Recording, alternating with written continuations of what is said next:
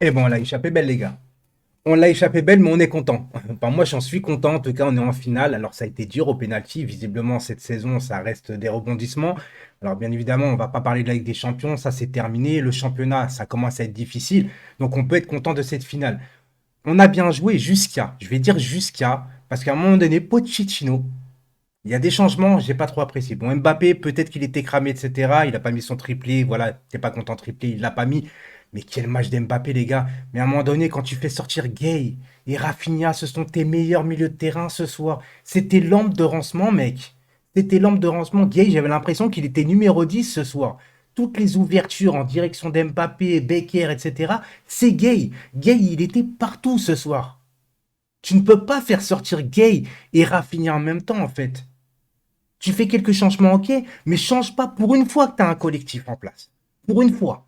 Pour une fois que je vois du jeu au Paris Saint-Germain. Première mi-temps, moi j'ai trouvé une super première mi-temps. Malheureusement, tu te prends un but contre le cours du jeu parce qu'on domine la première mi-temps. Deuxième, c'est à peu près pareil. Tu as même trois occasions dans les arrêts de jeu avant les tirs au but. Mais, Pochettino, non, fais pas ça. Ne fais pas ça. À la rigueur, sors Sarabia parce qu'il est mauvais. Ok, il n'y a pas de problème. Mais arrête de sortir des gens parce qu'ils sont forts. Parce qu'ils sont bons sur le terrain. Manchester City à l'aller, tu sors Di Maria alors que c'est le meilleur sur le terrain. Tu le sors. Mais là, fais pas la même chose. Rafinha Gay, ils sont bons. Ils sont au-dessus de Paredes ce soir. C'est Paredes qui reste. Pourquoi tu fais ça? Je comprends pas. Il y a des choses en fait qui me dépassent. Je me pose des questions. Pourquoi à un moment donné, quand les mauvais joueurs ne sortent pas et les bons joueurs sortent? Voilà. À la rigueur, Mbappé, je comprends, parce qu'il vient de revenir, etc. Il était à un moment donné suspendu, blessé, tout ça. Tu le sors, il a tout donné. En plus, les gars, on voit bien, on voit très bien le rendement d'Mbappé cette année, les gars. Depuis que Pochettino est arrivé, là, je vais dire du bien de Pochettino, c'est un autre Mbappé qu'on connaît au Paris Saint-Germain. C'est magnifique. Et aujourd'hui, les gars, on a vu du collectif. On a vu du collectif. Alors, est-ce que je sous-entends des choses? Bien évidemment, les gars. Bien évidemment, quand tu portes pas beaucoup le ballon et que tu fais jouer, malheureusement, même si les joueurs à côté de toi, bah, ils sont moins bons que toi, et ben, tu as quand même beaucoup plus d'occasions et c'est beaucoup plus agréable à voir jouer, les gars. Il y a beaucoup plus de combinaisons. Alors maintenant que Mbappé réclame du renfort, je le comprends. Je le comprends. Mais il va falloir prolonger Mbappé, les gars. Il va falloir très clairement prolonger Mbappé. Maintenant, les gars, je voulais parler aussi de l'arbitrage. Oui, parce que c'est pas parce que tu t'appelles Mollet que tu as le droit de casser un tibia.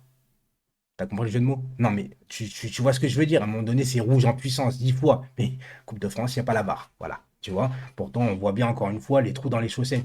Décidément, Paris Saint-Germain, les trous dans les chaussettes. Ça devient une récurrence comme les cartons rouges. Mais nous, on a des rouges.